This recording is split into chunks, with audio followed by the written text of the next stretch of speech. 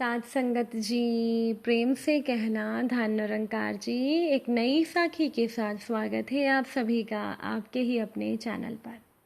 हमारी आज की साखी का विषय है कि दुख में तो भगवान को सभी याद करते हैं, लेकिन सुख में कोई याद क्यों नहीं करता। चलिए सुनते हैं आज की ये साखी। साध संगत जी, पुरानी बात है, एक बहुत अमीर आदमी था।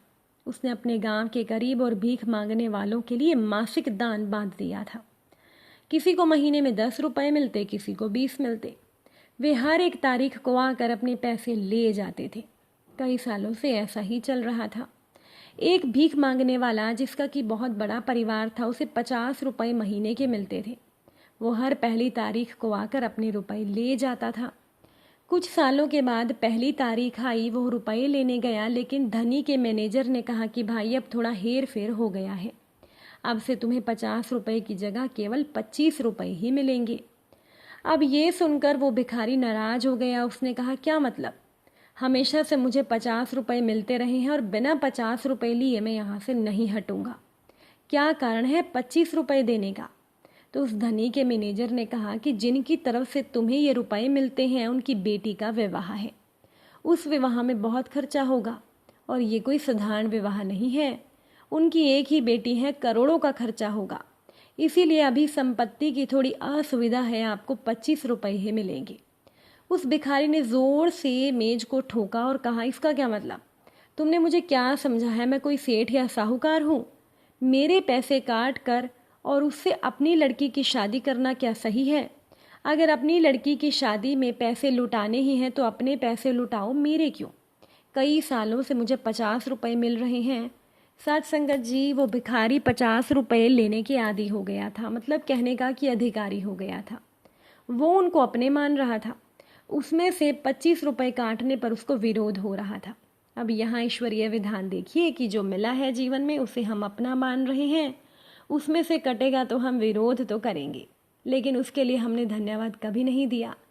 उस भिखारी ने कभी भी उस अमीर को, उस धनी को धन्यवाद नहीं दिया कि तू मुझे हर महीने 50 रुपए देता है, इसके लिए तेरा बहुत बहुत धन्यवाद। लेकिन जब उनमें से पैसे कटने की बात आई तो विरोध। जीवन के लिए जो प्राप्त है, तुम्हारे मन में भगवान के लिए कोई धन्यवाद नहीं है।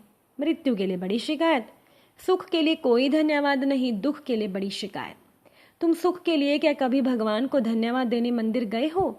जब भी गए होंगे दुख की शिकायत लेकर ही गए होंगे। जब भी तुमने परमात्मा को पुकारा है तो कोई दुख, पीड़ा या शिकायत के लिए पुकारा होगा। क्या तुमने कभी उसे धन्यवाद देने के लिए पुकारा है? जो तुम्हें मिला है उसकी तरफ से भी तुम पीठ किए खड़े हो, और इस कारण ही तुम्हें जो और मिल सकता था उसके लिए भी तुम्हारा दरवाज़ा बंद है।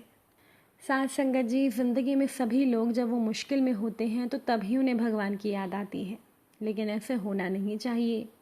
जितना हम दुख में भगवान को याद करते हैं, हमें उन्हें सुख में भी उतना ही याद करना चाहिए। जीवन में हमारे साथ जो कुछ अच्छा हो या फिर बुरा भी जो भी हो रहा होता है, वो हमारे कर्मों के आधार पर होता है, हमारे पूर्व जन्म पर आधारित होता है।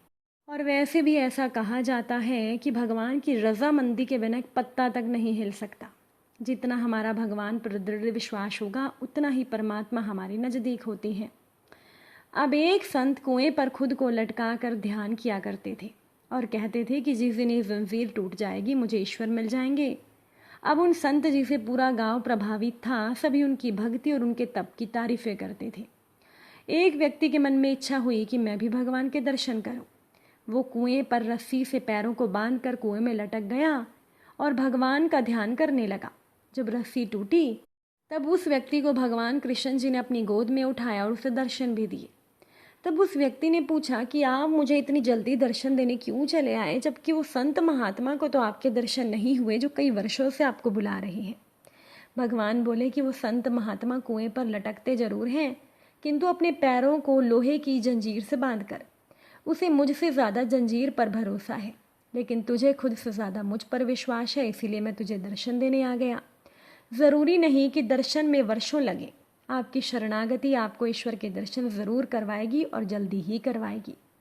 लेकिन प्रश्न केवल इतना है कि आप भगवान पर कितना विश्वास करते हैं। साथ संगत जी, भगवान सभी प्राणियों के दिल में है। शरीर रूपी यंत्र पर चढ़े हुए सब प्राणियों को वो अपनी माया से घुमाते रहते हैं। इसे सदैव याद रखें और बुद्धि में धारण करने के साथ साथ व्यवहार में भी धारण करें। साथ संगत जी, हम सभी भगवान से सुख रूप में कुछ ना कुछ मांगते हैं और भगवान हमें देते भी हैं, किंतु कोई कोई ही ऐसा विरला भगत होता है जो भगवान का सानिध्य पाने के लिए उनसे दुख मांगता है, क्योंकि वो भगत जानता है कि सुख होने पर माया के प्रभाव के कारण हम भगवान को भूल जाते हैं और जरा सा दुख आते ही हम विचलित होकर भगवान से सहायता मांगते हैं। तो मूल बात ये हुई कि सुख में हम भगवान को भूल जाते हैं, दुख आने पर सहायता के लिए परमात्मा को याद करते हैं, पर हम कहते हैं कि परमात्मा हमें हमेशा दुखी रखें ताकि हम हर पल उनका सिमरण और स्मरण करते रहें। साथ संगत जी, पांडवों का जीवन मुश्किलों से भरा रहा, पर उन्होंने कभी इसकी शिकायत भगवान कृष्ण से नहीं की, जो उनके परम स्नेही थे, भगवान थे, निकट के संबंधी थे। पांडव ये जानते भी थे कि भगवान कृष्ण भगवान हैं। पांडवों को कृष्ण जी के प्रति अगाध श्रद्धा थी।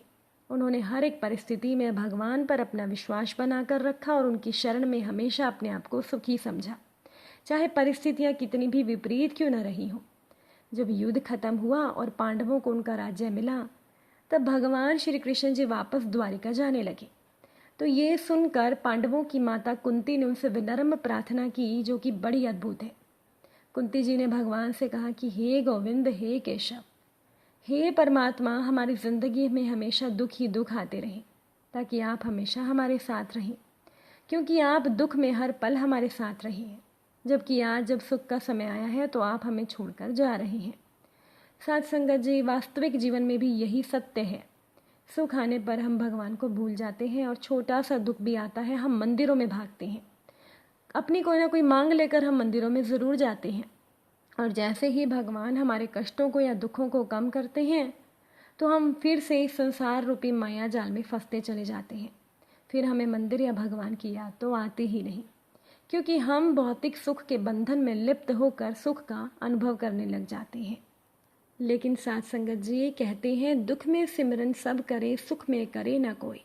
जो सुख में सिमरन करे तो दुख काहे को होए। कबीर दास जी ने कहा भी है कि दुख के समय सभी भगवान को याद करते हैं, पर सुख में कोई नहीं करता। लेकिन अगर सुख में भगवान को याद किया जाए ना, तो भगवान तो फिर कभी आपको दुख देंगे ही नहीं।